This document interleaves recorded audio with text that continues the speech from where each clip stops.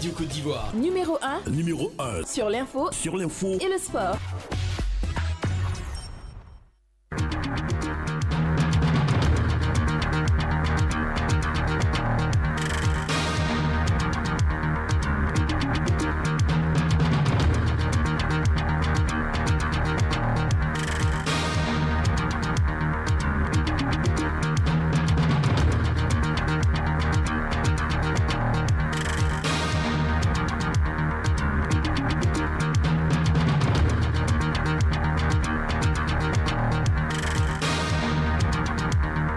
Radio Côte d'Ivoire. Radio Côte d'Ivoire.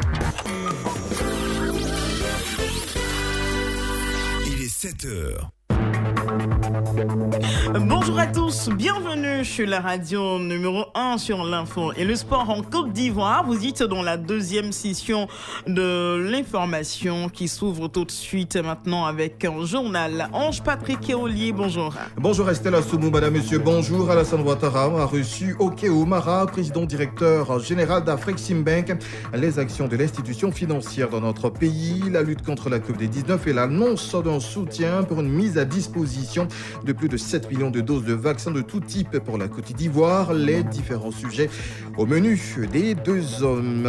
Dans l'actualité de l'éducation nationale, dans ce 7h, nous parlerons des résultats du BEPC connus depuis hier après-midi. Le taux de réussite qui est de 41,27% connaît une baisse de plus de 11 points par rapport à 2020 s'agissant du baccalauréat qui est à son 3e jour de composition écrite.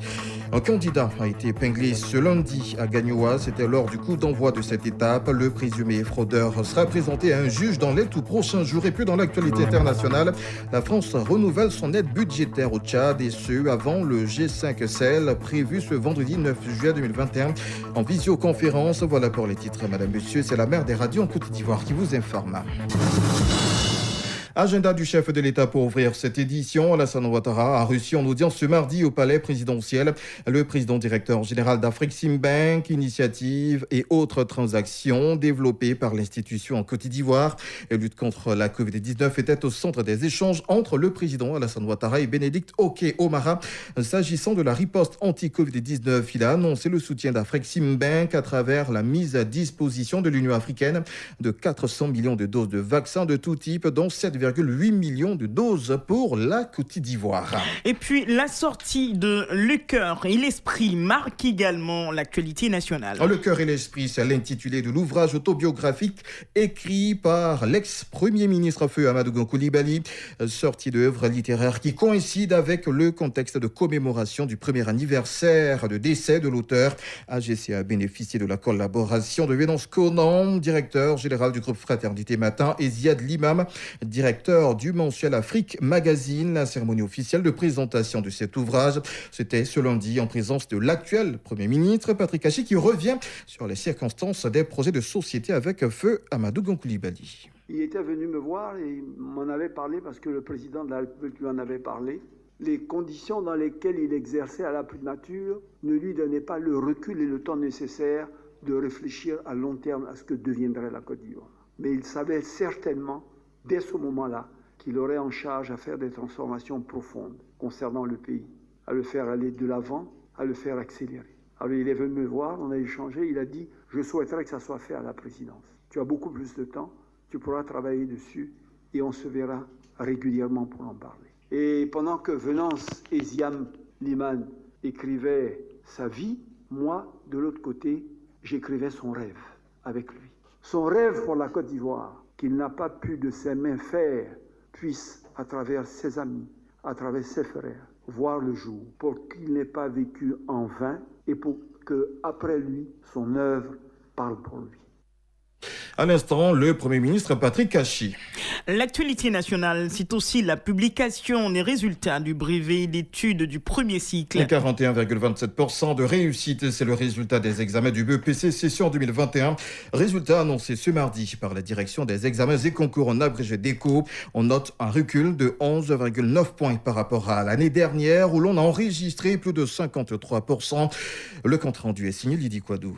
Ce sont 193 398 candidats qui ont été déclarés admis au BEPC, soit un taux de réussite national de 41,27% contre 53,17% en 2020. Au total, 468 668 candidats ont pris part à ces examens qui se sont bien déroulés dans l'ensemble, selon Dosso Mariam, directrice des examens et concours. L'examen du brevet d'études du premier cycle et le test d'orientation en classe de seconde se sont déroulés selon les 2 phases habituelles. Des incidents techniques ont concerné les épreuves de physique-chimie. Ils ont été corrigés sur instruction du ministre de l'Éducation nationale et de l'alphabétisation, Madame le professeur Mariatou Koné. Les mesures adoptées ont permis de préserver l'équité et la validité de l'ensemble des sujets dans les 3 zones de composition. Comme l'année dernière, les résultats ne feront pas l'objet de proclamations publiques. Les précisions de Dosso Mariam. Les précautions sanitaires exigent toujours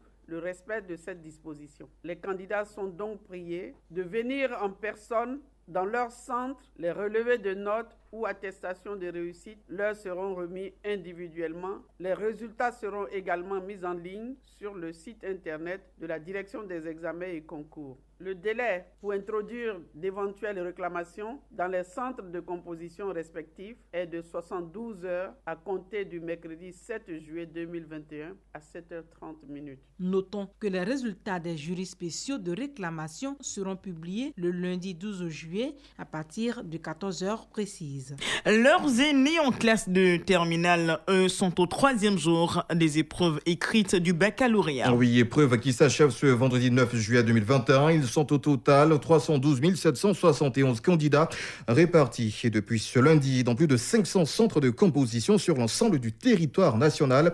Un début de composition négativement marqué par l'appréhension d'un candidat dans le centre d'examen du lycée 3 de Gagnoa. Information livrée par la directrice régionale de l'éducation nationale du Golfe. C'était lors d'une conférence de presse.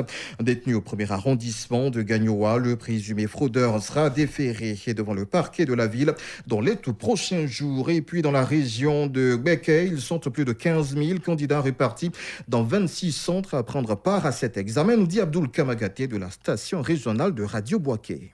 Il est 8h quand la sirène retentit, donnant le coup d'envoi des épreuves au lycée moderne Jeune Fille de Boaké. Les conseils d'usage sont donnés aux candidats pour le bon déroulement des épreuves. Ankoun Kwadjo, secrétaire général de la préfecture de Boaké. C'est un message d'encouragement et les inviter à composer en toute sérénité. Le directeur régional de l'éducation nationale et de l'alphabétisation Boaké 1 traduit aux candidats le message de la ministre de l'éducation nationale aux candidats. Koulibaly Apa Patrice. Madame le ministre voudrait bien que ces évaluations soient le reflet des apprentissages qui ont été donnés par les enseignants. À la Drena 2, c'est le lycée classique Modène 1 qui a été choisi pour le lancement de ces épreuves. En vue de lutter contre la fraude, de nouvelles stratégies sont mises en place. Kofi Angel Babadiou, directeur régional de l'éducation nationale et de l'alphabétisation, Boaké 2. Nous avons fait l'effort de nous acheter quelques détecteurs de métaux pour qu'on puisse vérifier s'il y a encore quelques éléments non autorisés. Présent les réactions de quelques candidats. Jonathan Kevin, je comprends le sujet de la dissertation littéraire. Ça parle de la poésie. Babouza Pierre, on s'est bien préparé pendant ces 9 mois, donc on sait que ça va aller. Pour ces épreuves écrites du baccalauréat, on dénombre 15 669 candidats qui composent dans la région de Boaké. Abdoul Kamagaté, Radio Boaké pour Radio Côte d'Ivoire. Autre sujet dans cette édition, la commission paix sécurité de l'Union africaine et le système d'alerte précoce de la CEDEAO au secours de la Côte d'Ivoire pour le renforcement de la cohésion sociale et de la paix dans le pays. 10 régions de la partie nord du pays ont pris part cette semaine à une importante consultation régionale à Korogo. C'est une initiative du ministère de la Solidarité et de la lutte contre la pauvreté.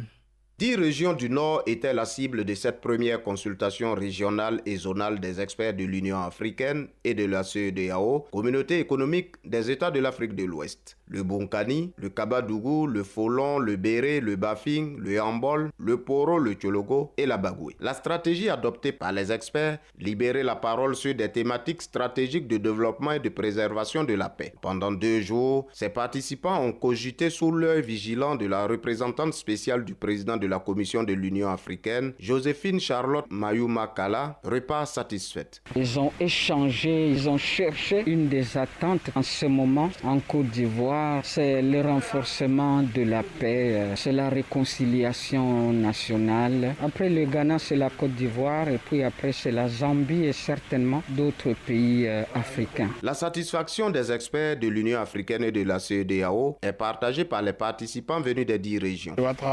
Le terrorisme est dans la partie nord-est du pays. C'est nous qui avons pu bénéficier d'une telle formation, de pouvoir nous rapprocher des populations afin de faire barrage à cette nouvelle forme de violence à nos ports. Madame Koulibaly Sita, je suis plus que satisfaite. On a besoin du concours de tout le monde. On compte sur l'aide extérieure. Notons qu'avant la Côte d'Ivoire, les experts de l'Union africaine et de la CEDEAO étaient au Ghana. La Côte d'Ivoire est donc le 2e pays à bénéficier de cette expertise de haut niveau pour la préservation de la paix et de la cohésion sociale en Côte d'Ivoire. C'est Kwasi Korogo, Radio Côte d'Ivoire.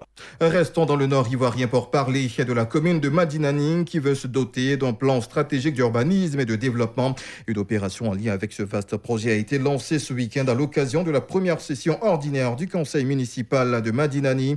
L'opération sera conduite par le Bureau national de type technique et de développement, en abrégé BNET, pour une durée de 6 mois. Et puis dans l'actualité hors de chez nous, la France renouvelle son aide budgétaire au Tchad avant le G5 Sahel. Oui, le président français Emmanuel Macron a réitéré son soutien à la transition tchadienne et a promis à échéance rapprochée une nouvelle aide budgétaire. C'est ce qu'a indiqué l'Élysée après une rencontre avec le chef de la junte militaire et président autoproclamé du Tchad, Mahamadou Idriss Déby Itno, répondait à l'invitation à Paris de Emmanuel Macron dans le cadre de la préparation du prochain sommet du G5 Sahel. S'agissant justement de ce sommet, il se tiendra par visioconférence ce vendredi 9 juillet, une rencontre virtuelle à laquelle participera Emmanuel Macron, qui aura à ses côtés le président nigérien Mohamed Bazoum, convié par le patron de l'Élysée. Le président français devrait profiter de cette occasion pour préciser le futur engagement français dans la région, un mois après l'annonce de la fin progressive de l'opération Barkhane. L'objectif pour Paris est de diviser par 2 le nombre de soldats français au Sahel d'ici janvier 2023. Rideau sur ce 7h pour l'essentiel. Sachez que les résultats du BEPC sont connus depuis hier après-midi. Le taux de réussite est en baisse, 41,27% contre plus de 53 enregistrés en 2020. Leurs aînés en classe de terminale sont aujourd'hui au 3e jour de leur composition écrite au baccalauréat. Lors du démarrage de ces épreuves ce lundi, un candidat a été épinglé à Gagnoa. Il sera présenté devant les tribunaux dans les tout prochains jours. C'est ce qu'a indiqué Amoukou Valentine, c'est la directrice régionale de l'éducation nationale du Gord.